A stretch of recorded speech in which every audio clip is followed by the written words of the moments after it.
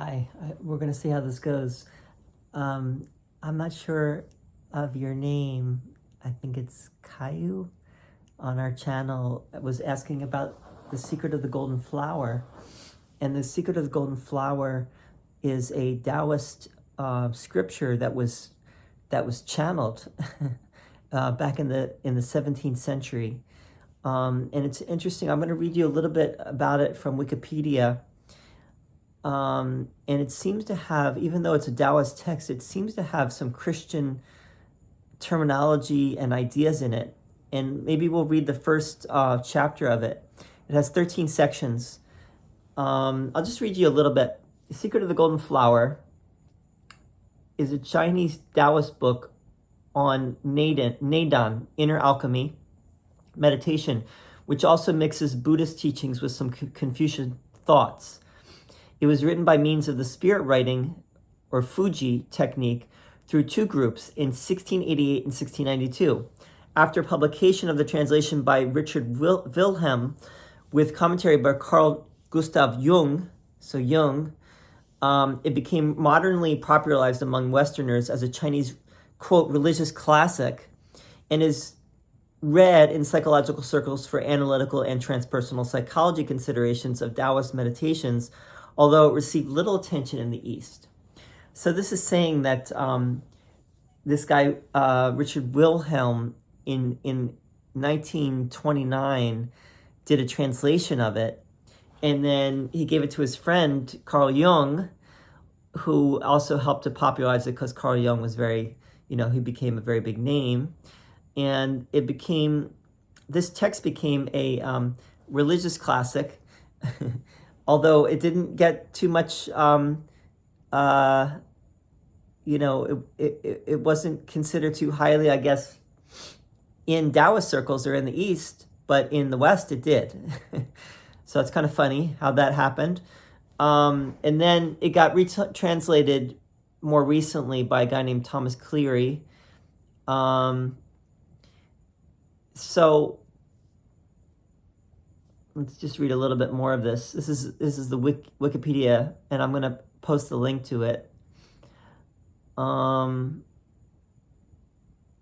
this one group was like channeling it, or they did the spirit writing thing in 1688, and then the members died, like 7 of the members died, and then in 1692, another group did the rest of it. So it was like 2 separate groups that channeled this writing. And there were spirits that were coming through. I'm not going to read all this. You can read this yourself. This is quite complex here, as you'll see when you read this. So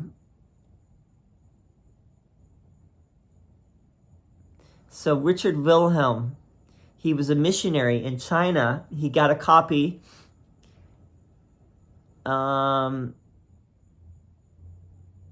He translated the text into German in 1929. It was read by his friend Carl Jung. And then an English version came out in 1931 and had comments by Carl Jung in the English version. Richard Wilhelm thought that the text expounded an orally transmitted philosophy found in early esoteric circles of China in the 8th century during the Tang dynasty. According to him, the arrival of Nestorian Christianity to China in 635 AD in the Tang dynasty and its persecution by Confucius sects in 840 AD supported the notion that the secret of the golden flower could very well be encrypted Christian teachings used by the Chinese Nestorian priests of the luminous region. So, he's basically he had the hypothesis that this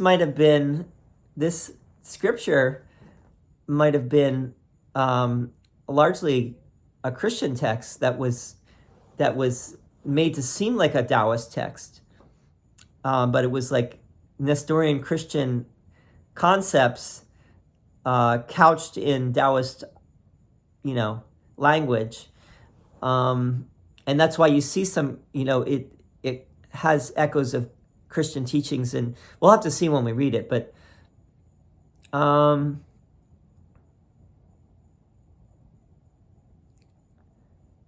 so Richard Wilhelm said, perhaps it will strike many a European reader as remarkable that appear in the text sayings familiar to him from Christian teachings, while on the other hand, these same well-known things, which in Europe are often taken as ecclesiastical phrasing, are here given quite a different perspective because of the psychological connection in which they are used.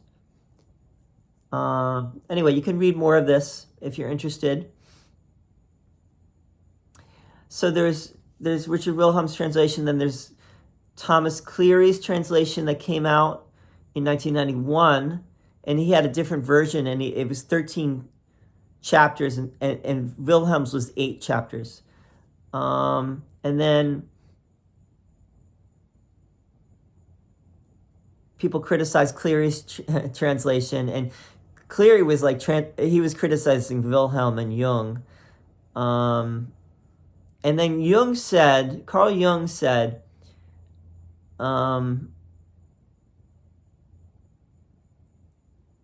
it helped him understand, it helped him to find a parallel with the idea of the collective unconscious, which was a term that Carl Jung coined, the collective unconscious.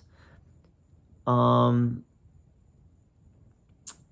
that's how I heard about this. I heard about this because I'm interested in Carl Jung, and so I knew about this, but I've never read it. Let's read a little bit of it. We'll start with chapter 1, of course. The Heavenly Heart. There's different translations, but this is one translation. This is the translation of, let's see, what translation are we reading here? I think it's Monica Esposito, and she's Kyoto University. Let's see. Chapter 1. The Heavenly Heart. Master Lu said, the state of the self is called Tao. The Tao has no name or form. It is just the essence, just the original spirit. Essence and life cannot be seen. They are contained in the light of heaven. The light of heaven cannot be seen. It is contained in the two eyes. If you're following what I was talking about today in talking about A Course in Miracles, there's some interesting things here. Like I noted the word essence, right? And this is talked about here. Essence and life cannot be seen. They are contained in the light of heaven. The light of heaven cannot be seen. It is contained in the two eyes. It's an interesting... how is it contained in the two eyes? Well, since ancient times, those who realize spiritual immortality have passed on the Tao by word of mouth from one to another. Paragraph 3. Since Lao Tzu became immortal, Master Donghua passed on the teaching to me. Then the southern and northern schools of complete reality followed, after which the complete reality school fully flourished. Paragraph 4. The movement flourished in the sense that there were many students.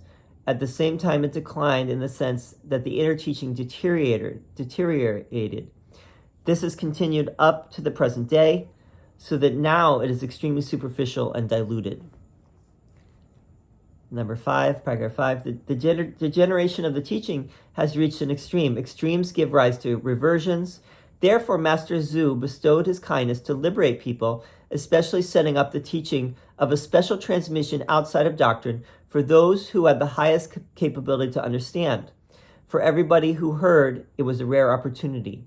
Those who accepted it formed a religious association in their time. Everyone should respect and understand the effort of Master Tzu and firmly hold on to the teaching when dealing with people in one's daily activities within society. Only then can one cultivate reality and realize one's essence. So this Master's XU, I'm saying Zhu. I don't know Chinese. I don't know Mandarin, so I don't know if I'm saying that correctly. But I think what is going on is that there was a degeneration of the teachings.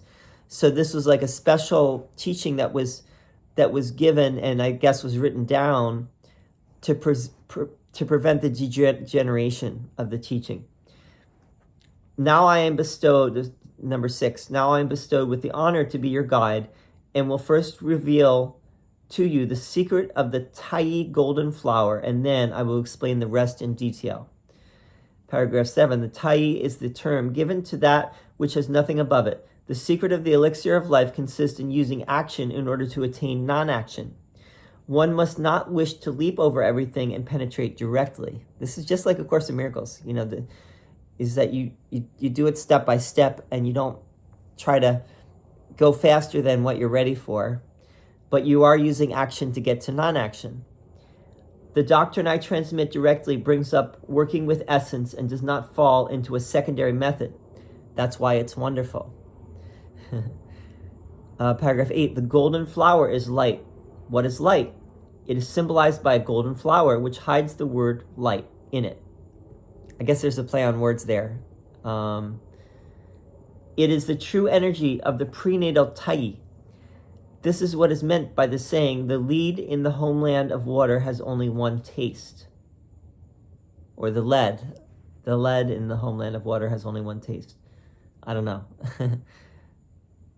That doesn't make too much sense. Maybe someone can explain that. Paragraph 9, the work of turning the light around depends entirely on the method of reversal to concentrate one's thoughts on the heavenly heart. The heavenly heart lies between the sun and the moon, the two eyes. Which are the two eyes, the sun and the moon. The book of the yellow quartz says, in the square inch field of the square foot house, life can be regulated. The square foot house is the face. As for the square inch field on the face, what can it be other than the heavenly heart? In the middle of the square inch dwells the splendor. In the purple hall of the city of jade dwells the God of utmost emptiness in life. The Confucians call it the empty dwelling in the middle. The Buddhists call it the terrace of the spirit. The Taoists call it the ancestral land. The yellow quartz is mysterious pass, or the prenatal opening. This is all very esoteric sounding. It's getting more and more esoteric. 10, the heavenly heart is like a house. The light is the master of the house. Therefore, once you turn the light around, the energies of the whole body appear in the court, at the court, as when a sage king has established the capital and found his throne, the 10,000 states will approach with tribute. Or as when the master is astute, men, servants, and maids obey his orders of their own accord, and each does his work. Therefore, you have only to turn the light around. That is the deepest and most wonderful secret. Well, this whole idea of turning things around and reversal is also sounds like A Course in Miracles for sure as well. I think, if anything, it's about turning your sight within yourself, looking in your heart, into your heart. At least, if I'm understanding it at all, I don't know if I am. Paragraph 11, the light is easy to move but difficult to fix. If it is made to circulate long enough, then it crystallizes. That is the Dharma body of the state of self. This crystallized spirit is formed beyond the 9 skies. This is what the scriptures of the mind seal called, then you may silently contemplate the supreme ruler, and in 12 years' time may wing your flight above. 12 years is also in India. 12 years is the amount of time it takes to master something. So saying 12 years here is very interesting. In carrying out this principle, there's no other method that brings more progress. One must only concentrate one's thoughts on it. The Surangama Sutra says, by purifying thought, one can fly and will be born in heaven. Heaven is not the wide blue sky, but the palace of the creative, born of the body. If one keeps this up for a long time, there develops quite naturally, in addition to the body, yet another spirit body. It's interesting idea. This idea of, I've heard of this too, about the, when you leave this world, if you've cultivated this spirit body, it's also called the Merkaba. Some people call it the Merkaba. Then you have, you can go wherever you want when you pass on. 12, this is the last paragraph. The golden flower is the golden pill, elixir of life. All changes of spiritual consciousness depend upon the heart. This wonderful charm, although it works very accurately, is yet so fluid that it needs wisdom and alertness and the most complete absorption and tranquility. People without this highest wisdom and alertness won't find the way to apply the charm. People without this utmost capacity for absorption and tranquility cannot hold on to it. All right, so you have to be on the level, I guess, to do this work, to do this inner work. And this is dealing with your heart, something about your heart. And it's a golden elixir of life. The golden flower is a golden pill, elixir of life. So there's a lot here.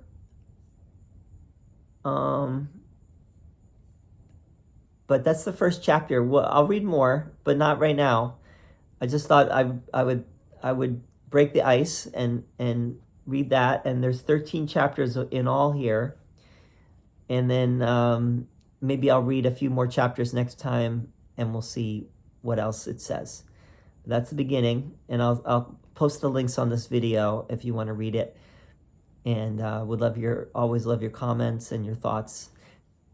Thanks. I'm glad that I finally did this. All right. See you.